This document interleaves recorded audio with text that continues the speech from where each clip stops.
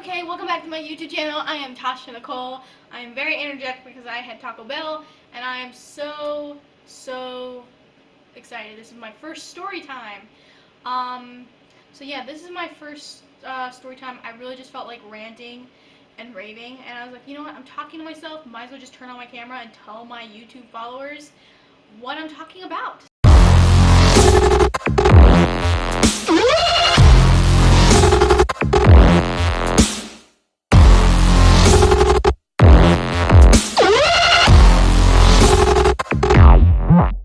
So basically, I have this friend that was bugging me about a couple months ago that we will call him,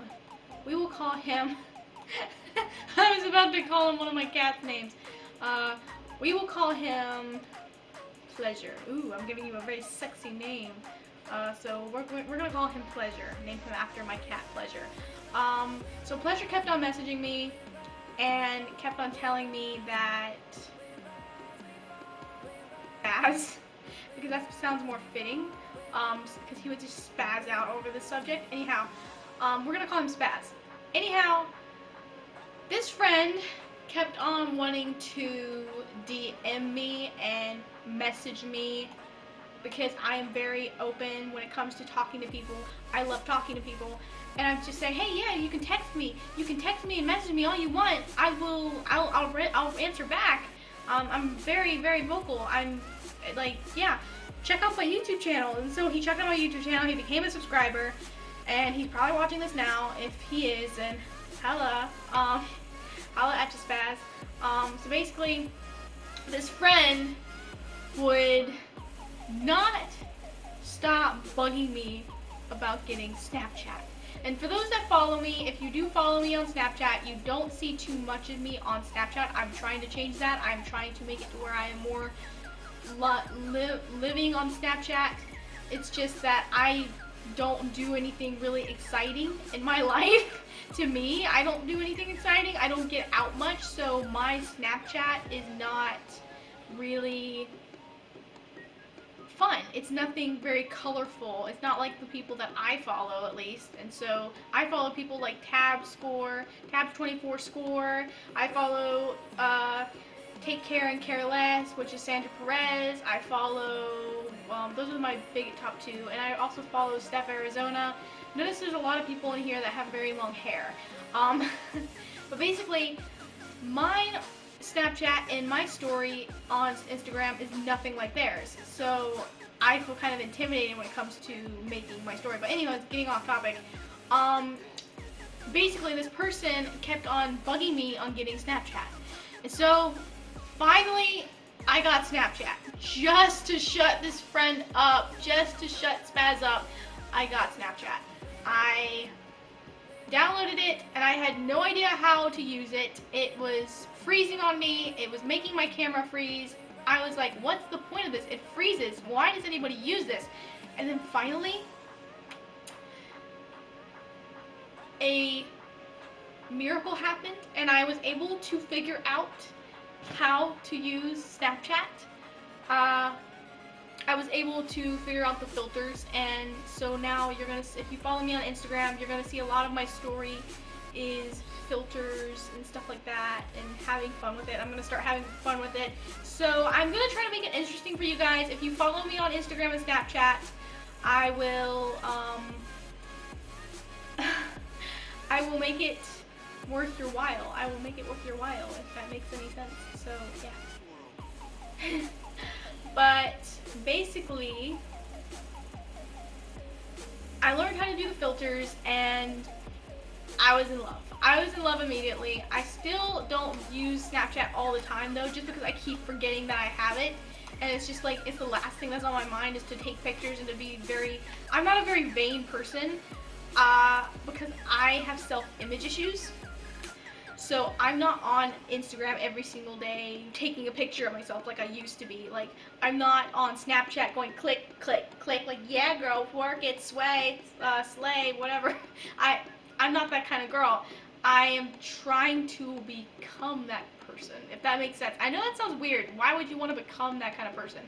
Well, I want to be glamorous. I want to be girly, and I want to be cool. I want to be a cool person. So I am trying to become more millennial, but I'm not trying to dumb myself down. And I'm not trying to say that all millennials are dumb.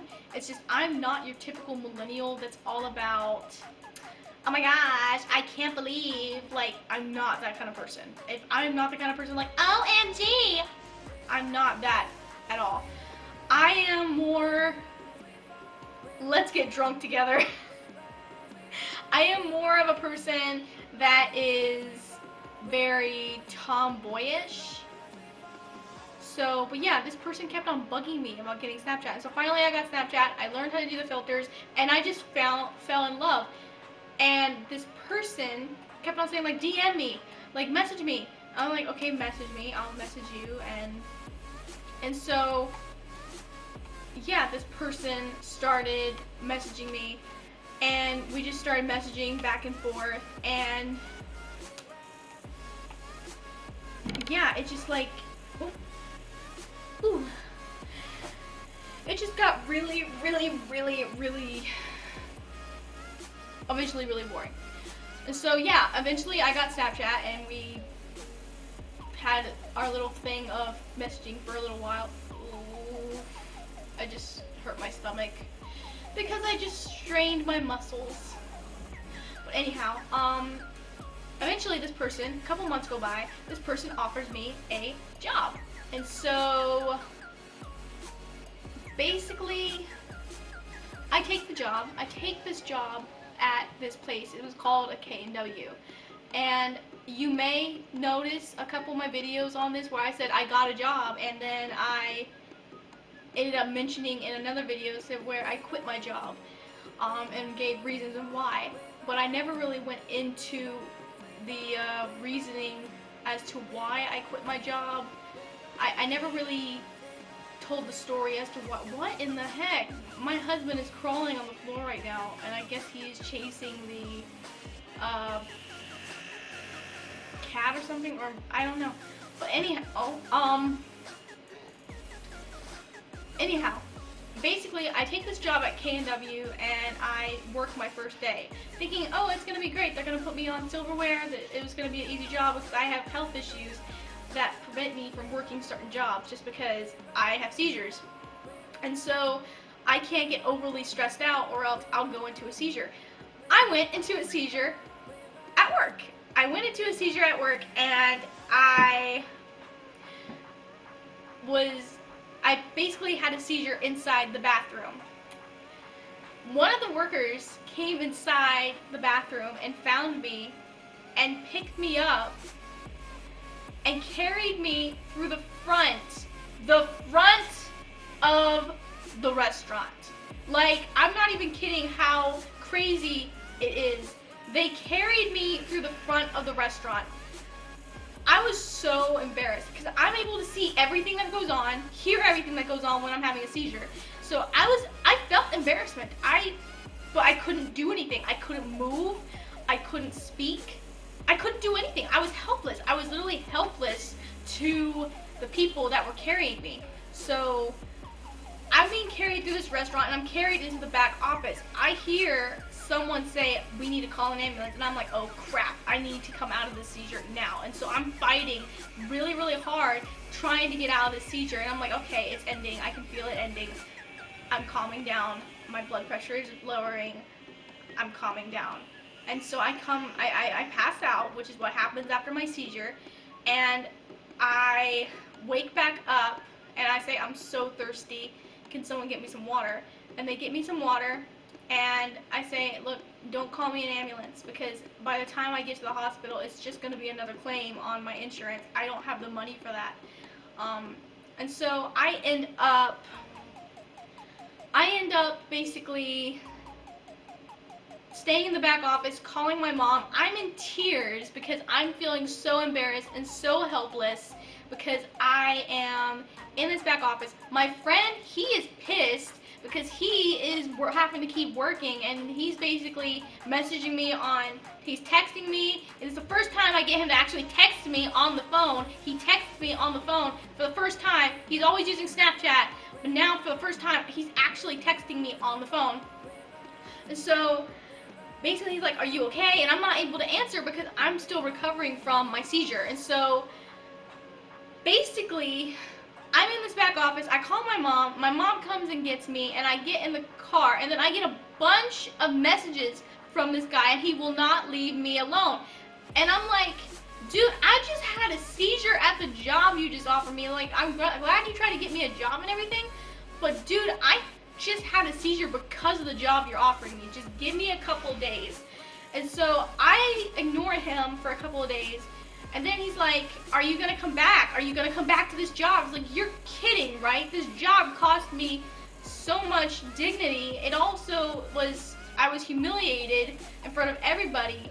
It's like, and the sad thing is, I loved a lot of people there. Like, the people that were usually mean to him and made fun of him were nice to me. They loved me. They thought I was adorable. But I was literally thrown into the fire with that job. And so basically, this person, this friend that offered me the job and basically got me the job there, told me I was going to be rolling silverware, that I was going to be doing easy jobs. They were going to probably put me in the back. They didn't. They put me in the front of the store doing iced tea, handing iced tea to people. And this is when I was lower on my medication. I couldn't handle this kind of stress. I was still having so many massive seizures that it was really bad. I wasn't taking CBD oil at the time. I wasn't high up on my medicine to where I could work. Now I'm getting to the point where I can actually work again, and I'm trying to find a job. But back then I was like on not even a milligram of my medicine, and so I was like taking not even half of my medicine. This was back in February when this happened. And so I get home and I'm embarrassed. My mom gets me a sub at Publix, and I'm having trouble eating it because I have this sore in my mouth. I remember having a sore in my mouth, and I'm basically at home, and I'm embarrassed, and I felt like such a burden, and I felt really, really crappy, and it made me feel bad. It made me feel like a failure to have to walk out of the job. And then about a couple of days later, they basically told me, take the week, figure things out, and then decide whether you're going to come in the next week. And then the next weekend, I went in and I turned in my schmuck and my hat and my name tag.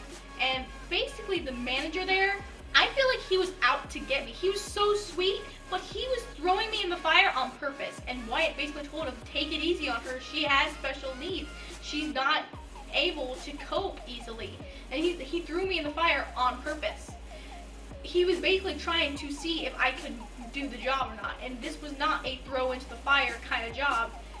This was basically supposed to be an easy job for special needs people. This is a job where special needs people can go in and ask for a job, and they'll give them a job, but it will be one of those easy jobs.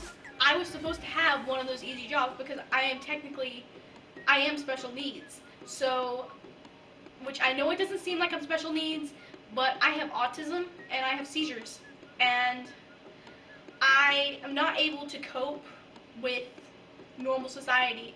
I used to be so shy. I wouldn't even be able to turn on a camera, you guys. I wasn't even able, like, before I got on medication, I was not able to socialize with anybody. When I first met my husband, this is a story for a different time. I was shy, but that's a story for a different time. I will make another story time about how I met my husband and what I was like before medication. But basically, this person that got me the job kept on messaging me like, "I'm sorry, I'm so sorry, please don't hate me," and just would not shut up. He would not stop messaging me, like, all these messages. He sent me a bunch of messages, and then he was like, "Are we still friends?" And this thing happened with this friend. I'm not going to say what the thing is because the thing is a personal rift. And since that thing happened, he wouldn't stop leaving us, like leaving me alone, because he wanted to know if we were gonna do this thing again. But basically, he would not leave us alone or leave me alone. And so that is my story. Basically, I still talk to this person on occasion, but nowhere near as much as I used to, just because he got the message that it was probably not going to be the way it was, because of the way the thing worked out. It didn't really work out. So yeah, basically, I sometimes message this guy, sometimes he comments on my posts, but rarely. But let's just say that Spaz, this guy Spaz, is no longer a Spaz to me. So he's pretty cool now. But he was like, it turns out that he was 8, and so that song means a lot to me. I recorded that song at my parents' place, so if you're wondering why the backdrop is different here and why it's different in that video, that would be the reason. I hope you guys like this video. Give it a thumbs up and make sure you subscribe, and check me out on social media, on Instagram, on Twitter.